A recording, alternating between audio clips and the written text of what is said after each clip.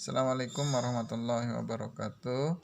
Pada kesempatan kali ini saya akan menjelaskan kesetimbangan benda tegar. Dari kata-kata kesetimbangan benda tegar, di sini ada kata setimbang, berarti itu menunjukkan bahwa benda itu diam, tidak bergerak, baik rotasi, berputar, dan translasi bergerak lurus. Nah, pertama syarat-syarat kesetimbangan itu yang pertama seperti yang saya sampaikan tadi itu dia tidak bergerak lurus atau rotasi, di mana jumlah gaya yang bekerja padanya itu sama dengan 0 karena gerak lurus itu dipengaruhi oleh gaya.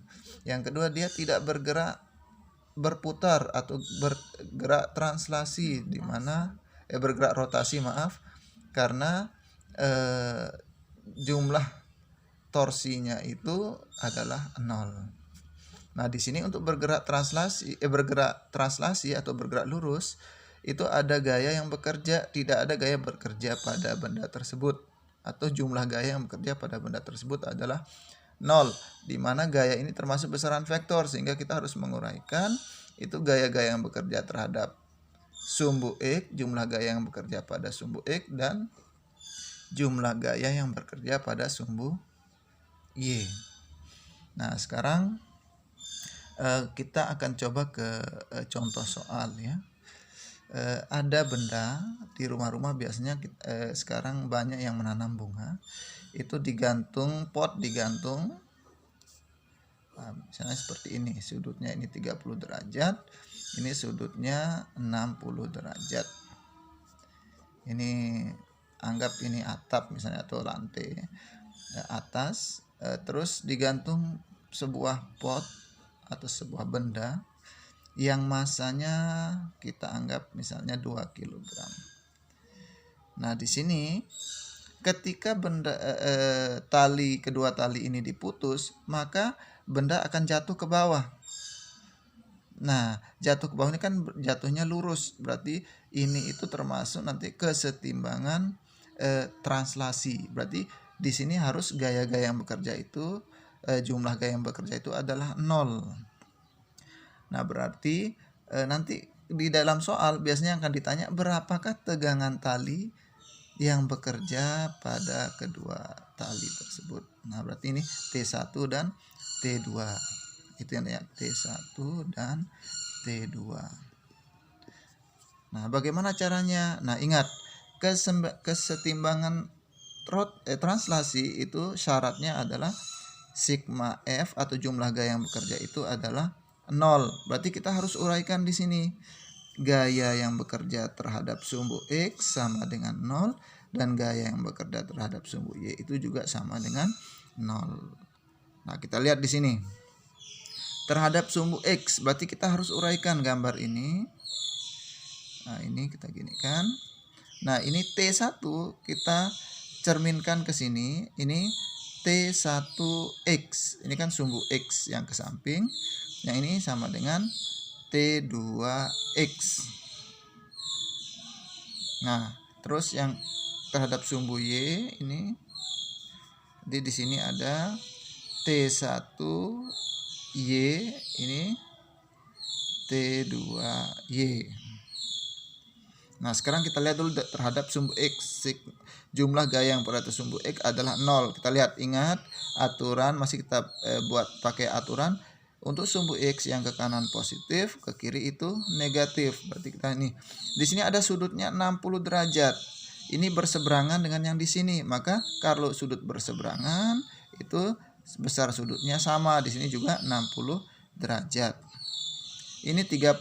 Di sini juga berseberangan di sini. Berarti di sini juga 30 derajat. Oke, kita langsung uraikan.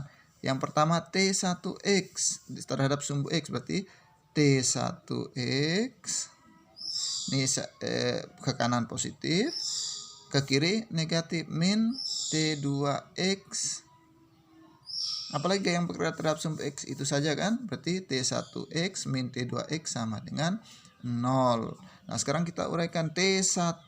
Lihat, ini sudutnya di sini, T1X-nya di sini.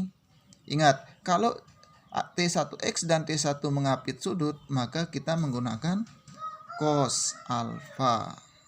Ingat, ini materi vektor. Terus sekarang kita lihat min T2. T2 juga sama. T2X dengan T2 itu mengapit sudut, berarti dia cos juga. T2 cos alfa sama dengan 0. Nah, kita lihat di sini T1 cos alfanya 60 min T2 cos 30 derajat sama dengan 0. Nah, kita masukkan nilainya. T1 cos 60 setengah min T2 cos 30 setengah akar 3 sama dengan 0.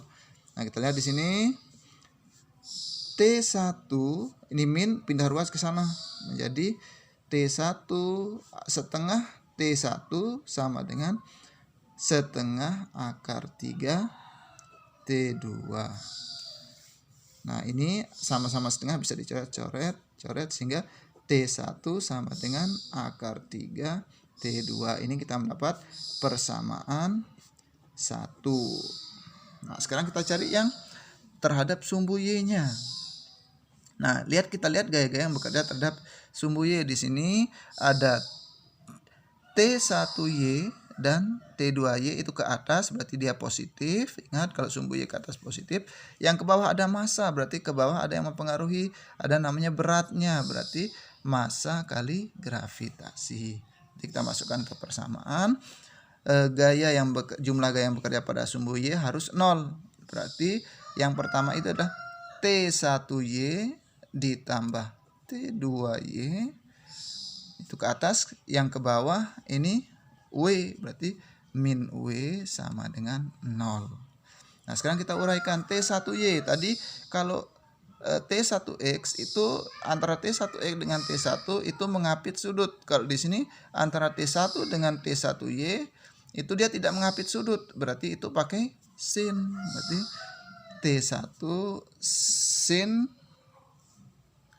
60 derajat ditambah T2 juga sama. T2 yang ini T2Y ini dengan T2 dia tidak mengapit sudut, maka T2 sin 30 derajat. Min W pindah ruas ke sana menjadi W. Nah, kita masukkan sekarang T1 sin 60, berarti T1 sin 60 sama dengan setengah akar 3 ditambah T2 sin 30 itu sama dengan setengah. Ini harus dihafalkan. W itu apa? Di sini W itu adalah M kali G, massa kali gravitasi. M kali G. Nah, kita masukkan sekarang.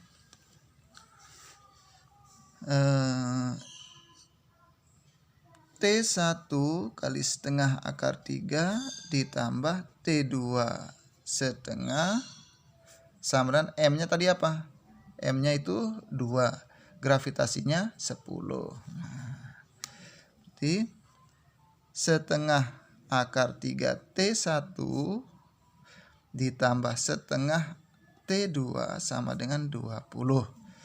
Nah, ini kita dapat persamaan 2. Nah, sekarang untuk mencari T1 dan T2 gimana caranya? Kita substitusi persamaan 1 ke persamaan 2. Nah, gimana caranya? Ya, T1 yang di persamaan 2 ini kita ganti dengan T1 di persamaan 1. Kita tulis ulang persamaan 1-nya. Persamaan 2-nya. Setengah akar 3 T1 ditambah setengah T2 sama dengan 20. Nah, sekarang T1 ini kita ganti dengan T yang ini. T1 yang ini berarti setengah akar 3. T1-nya kita ganti ini kali akar 3 T2 ditambah setengah T2 sama dengan 20. Nah, ini nih sekarang nih. Ada akar 3 kali akar 3. Berarti akar 3 kali akar 3 itu 3. Berarti setengah kali 3 T2 ditambah setengah T2 sama dengan 20. Nah ini lihat, setengah kali 3 berapa? Berarti 3/2 T2 ditambah setengah T2 sama dengan 20. Nah sekarang ini sama-sama T2. Ini 3/2 T2, ini setengah T2. Ini sama penyebutnya sudah sama. Langsung aja kita jumlahkan.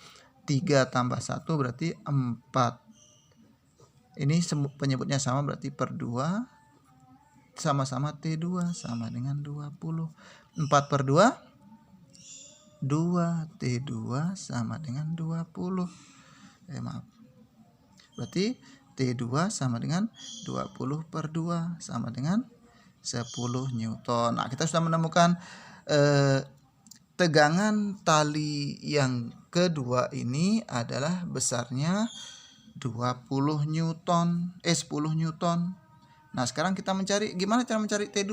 Kita masukkan nilai mencari T1, kita masukkan nilai T2 ini ke persamaan 1. Berarti yang ini persamaan 1 ini kita garis ini persamaan 1 di sini.